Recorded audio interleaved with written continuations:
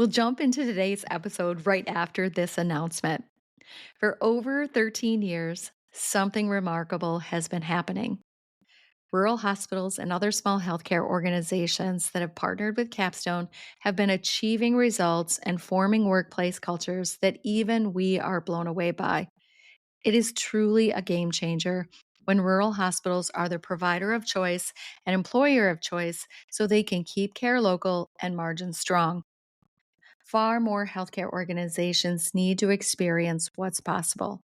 That's why we're stepping forward in a bigger way, expanding our team of experts, expanding our capabilities by adding a strategic planning division to expand our ability to help even more rural hospitals and other healthcare organizations in 2026 and beyond. Capstone will continue to be the partner that small healthcare organizations can count on to meet them where they're at and guide them towards a stronger future. You can learn more at capstoneleadership.net. The best leaders don't lead alone. They build a web of strong relationships that sustain their confidence, accelerates their performance, and strengthens their credibility. And I just am so thankful to that CEO mentor I had who repeated this truth to me, and it became part of me. Leadership is relationship, relationship, relationship.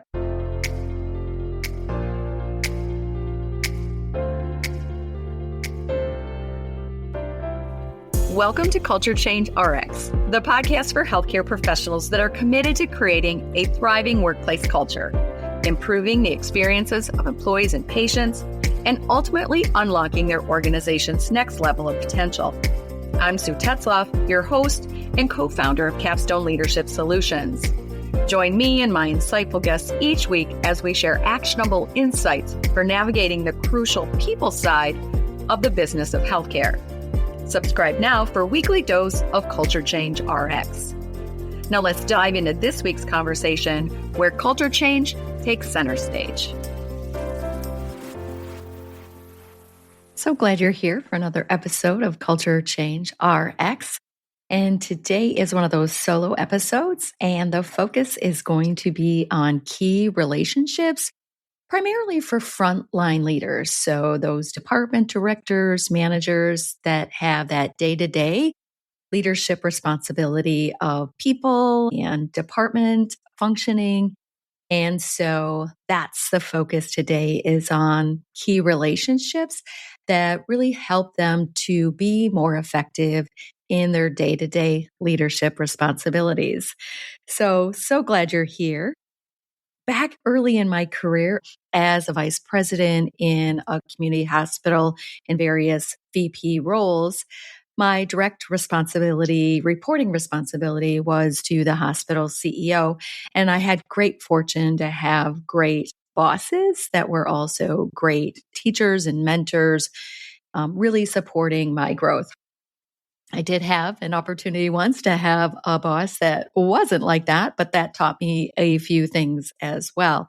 But in particular, one boss, a CEO that I worked with, taught me the importance, or really emphasized the importance, of relationships in our work. So maybe you've heard that a key mantra in real estate success is location, location, location. But in leadership, it's relationship, relationship, relationship. So it's not about authority, tasks, or positions. It's about those relationships you intentionally build and invest in. So I wanted to share today 7 key relationships that could be the priority focuses for frontline leaders. So various types of relationships that can really help with their success in their leadership role, because relationships with people are the real engine of healthcare, right? So that culture work, that day-to-day operational work really relies on relationships and our ability to lead people. And of course, you likely know by now that our focus at Capstone Leadership Solutions is on small and rural healthcare organizations. And just like other organizations or bigger organizations in and outside of healthcare, leaders don't just lead systems, processes, or budget. They lead people, and people respond to relationships, which includes trust, communication, presence. And in particular, the way to approach the strengthening of these relationships is really to have a proactive approach to this, not a reactive one. So we want to be proactively building and strengthening these relationships. So you need to know, one, who are these key relationships with? And two, how can we proactively work to be continually strengthening these relationships? Because when relationships get stronger, everything seems to get easier. Alignment, accountability, engagement, quality, safety, patient and employee experience. All of that is grounded in strong relationships or can be benefited by stronger and stronger relationships. So this actually came to me to package it in this way when I was recently attending an American College of Healthcare Executive event, a virtual training event on data. So it seems weird, like somehow my brain went from data to key relationships. And so it was weird, but in a minute, I'll explain to you that connection about how I got to thinking about relationships as it pertains to data. So we'll get there in just a minute. But it really hit me like key relationships are so important. And I was thinking about the one in particular that was related to data. And then I started thinking about the next one and the next one and the next one. And I actually came up with 7 key relationships of high functioning frontline leaders. And I would propose that these 7 key relationships are the backbone of everyday leadership success. So I want to quickly list these 7 key relationships with you or categories of relationships. And then I'm just going to spend about a minute on each one, going a little bit deeper about the importance of it. And I actually have a resource. And at the end of the podcast, I'm going to share with you how to get that resource. And it's not just a resource about the what, why, and how of strengthening each of these relationships, but it also provides a tool to evaluate or rate the current relationships you have in these categories and actually create a plan with some key actions that we've identified that can help you proactively strengthen one or more of these categories of relationships. So this quick list of 7 categories of key relationships of high functioning frontline leaders are: 1, your employees, right? So if you're a leader that leads employees, number 1 is that relationship with each of your employees and collectively the group of your employees. Number 2, your boss. So who is your boss and how is your relationship strengthening with your boss? Another is your HR partners. So who is it in human resources that is your go-to person for support and advice for people related matters? And also, a 4th category of relationships is your peer leaders. So those around you. So you're on a frontline leadership team and there are peers of other leaders around you and your relationship with them matters as well. In Capstone world, there's a category of other leaders or a subgroup of leaders that we call internal peer champions. So we made that a category of key relationships. And what peer champions do is they are the internal experts or developing to be your internal experts to help train, support, mentor, coach leaders on leadership practices, very specific leadership practices. And so these are key relationships to have as you work on other aspects of your leadership. And here's the one that came up when I was at that American College of Healthcare Executive event last week, and that was data buddies. And I remember this from my leadership when I was a chief nursing officer. I had 14 frontline clinical leaders that reported to me as frontline managers, and I supported them and their, as their boss in helping them develop their leadership, set and achieve goals, those kind of things. But in particular, a relationship that our organization set up to also support our leaders with something that was called data buddies. And so it first started with accounting. So clinical leaders may struggle in particular with the financial aspects of their duties as a frontline leader. And some of my nursing leaders had some of the biggest revenue and expense departments in the entire organization. And they also had big goals in that area as well. So we paired them with a buddy in accounting to really help beyond my help of them and other training that the organization may do for them. They were paired with a data buddy in accounting. And then we expanded that so that we had a materials management buddy for supply and equipment ordering and selection. We had buddies in other areas too, like those people that were the keepers and analysts of the quality data and the service data and the like. So we started to create this roster of data buddies. Those relationships were really key. I remember when I would round with my leaders on a monthly basis and I would ask them, who could I send a thank you note to for somebody that's been so supportive of you in your leadership role? And it was often one of the data buddies. And I love that practice. And then the seventh area of relationship focus for frontline leaders is the employee-driven teams and improvement teams that are in your organization.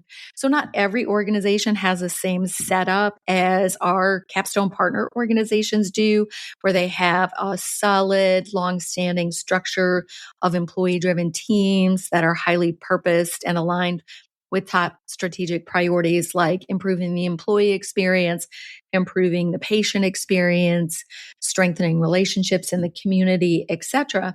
And even in addition to that, many organizations have other ad hoc or other standing improvement teams in their organizations or committees.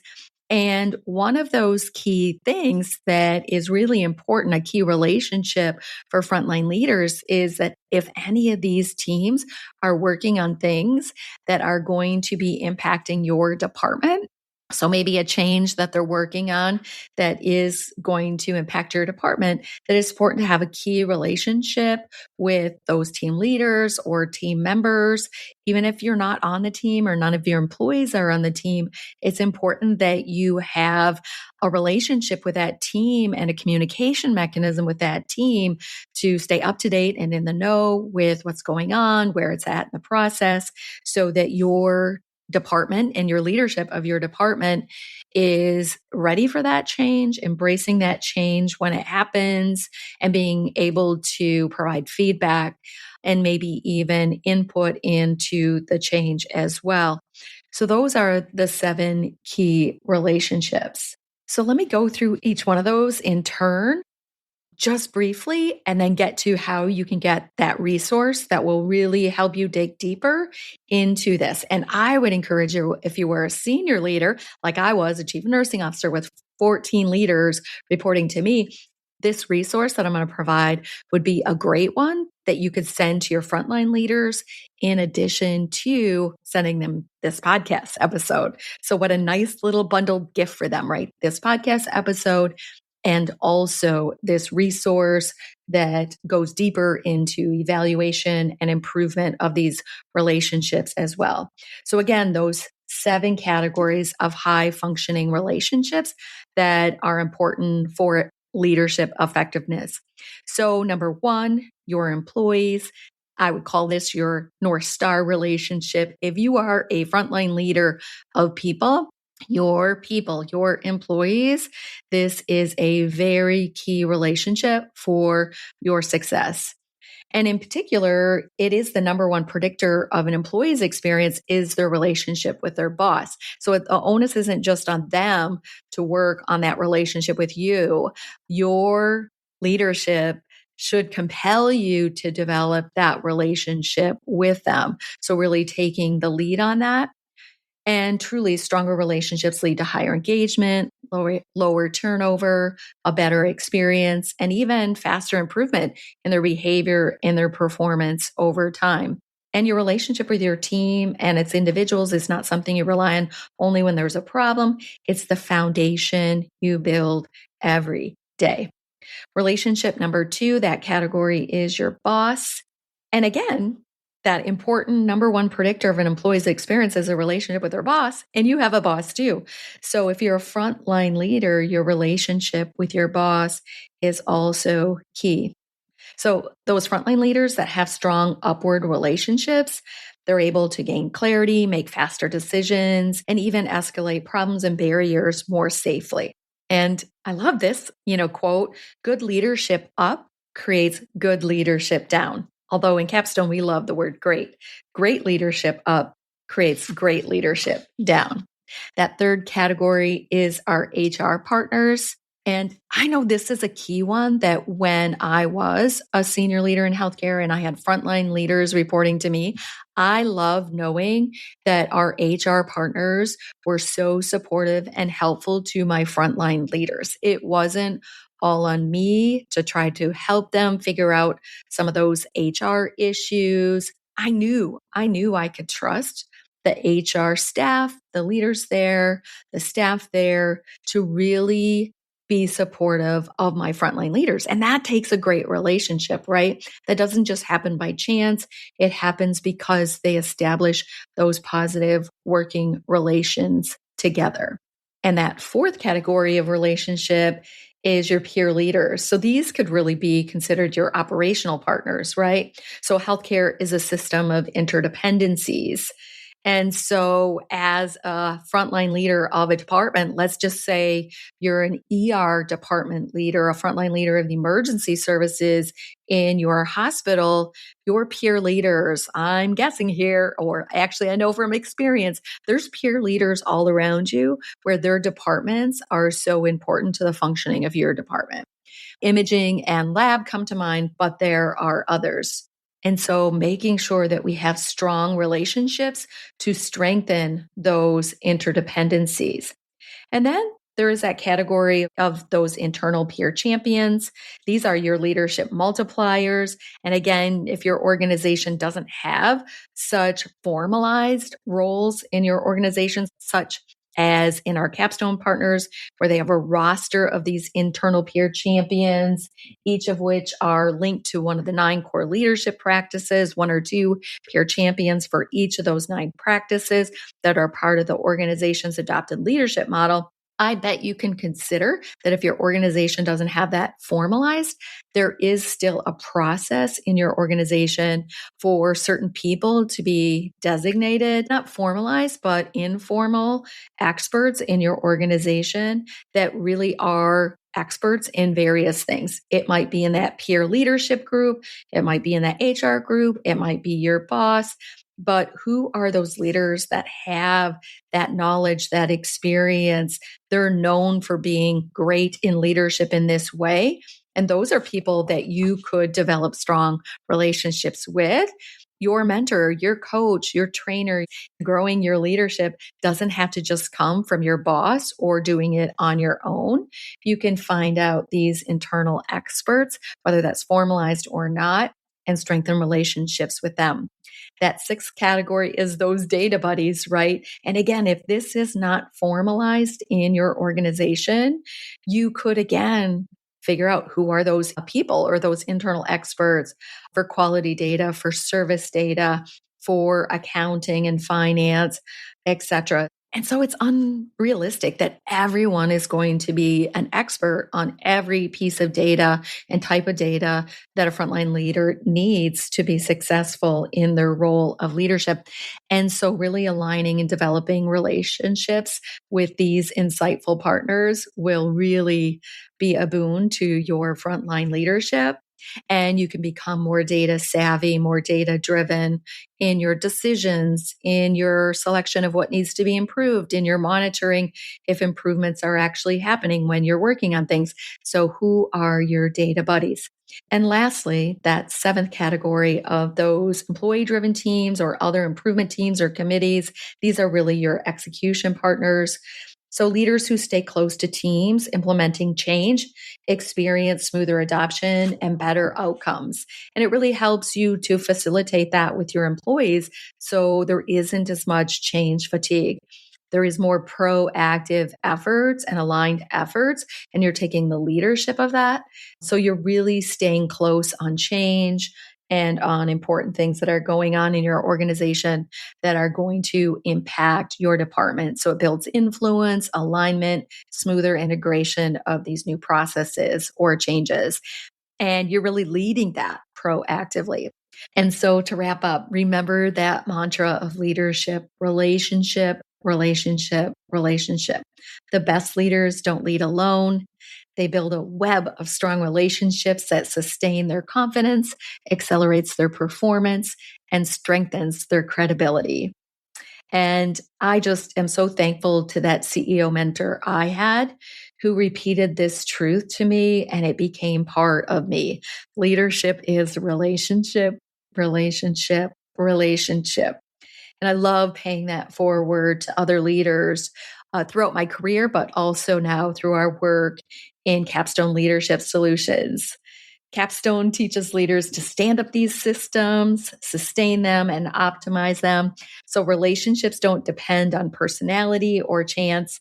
They become part of the organization's structure and the DNA of leaders. This is how we lead around here, and that includes having great relationships. In fact, strengthening relationships is one of the 9 core leadership practices that is part of our recommended leadership bundle adopted by entire organizations of leaders. So how to get that resource? info@capstoneleadership.net. Email info@capstoneleadership.net, and you will receive a resource, the 7 key relationship of high functioning frontline leaders. Thanks for being here, and tune in each week for another episode of Culture Change RX. Bye now. Thanks for tuning in to Culture Change RX. If you found value in today's episode and you are a believer in fostering change in healthcare, join us in making a difference. Follow, rate, and review our podcast on your favorite platform. Share it with colleagues and your network. Together, we can make a lasting impact. Until next week, keep inspiring positive change.